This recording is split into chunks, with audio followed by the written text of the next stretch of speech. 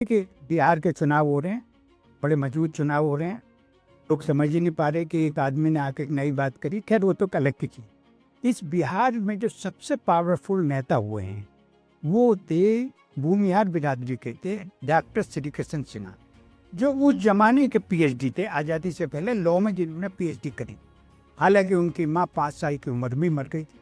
श्री कृष्ण बाबू जो हैं वो 1937 में जब पहली बार कांग्रेस की सरकारें बनी, जब सरकारें बनी उनमें कांग्रेस की सरकार बिहार में बनी, उसके मुख्यमंत्री थे और सन 61 तक जब तक वो जिंदा रहे मुख्यमंत्री बने रहे, बीच के उस पीरियड को छोड़ के जब सेकंड वर्ल्ड वार।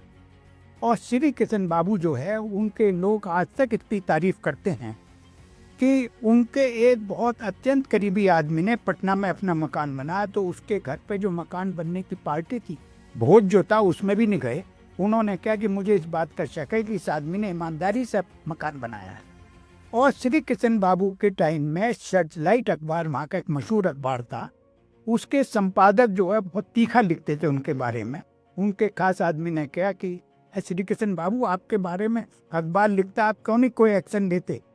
और उस पर मुख्यमंत्री ने कहा मैंने उस अखबार के खिलाफ बड़ी कड़ी कार्रवाई करी है।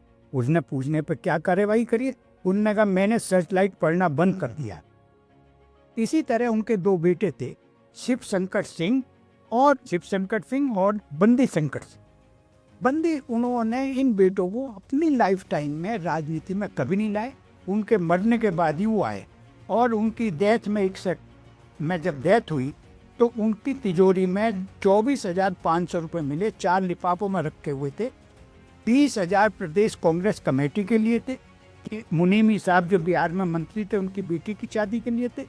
अब ये ऐसे आदमी थे, उस जमाने में भी उनके पास कुछ नहीं था।